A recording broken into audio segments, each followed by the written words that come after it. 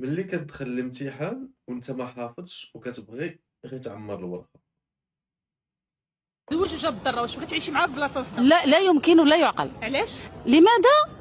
لان الاساتذه حنا في الدكاله قالوا لنا على ساعه ساعتين زعما نص ساعه عاد جاوبوا.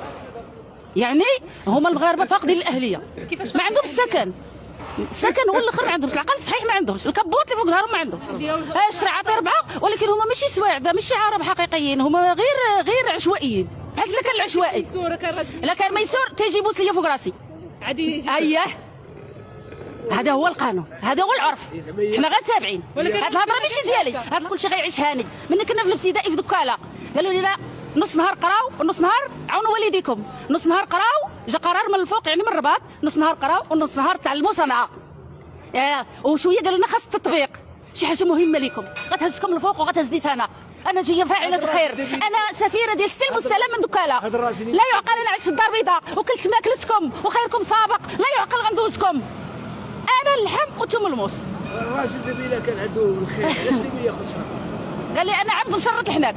عنده خيره. لا اللي عنده خيره واخا، اللي عنده العقل واخا، ومريض مسكين والمراه مرضت لي ما بغاش تنوض عدي لها العلاج. طبطب عليه دير ليه سالينا. ولا قالوا لك يا اما يموت يا اما يتزوج عليك، شنو تختاري؟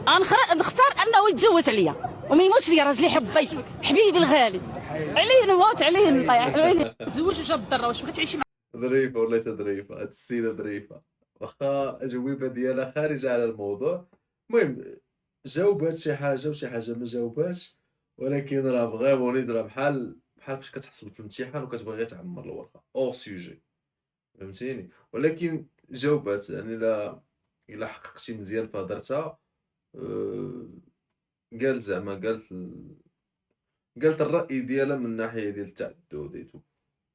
دونك نقدروا نقولوا جاوبات، واخا هضرات بزاف شي لعيبات ساعه ساعتين دكاله كدا كازا كولوني ولكن المهم خالتي ظريفه ماشي مشكل، مقبوله منك اخالتي.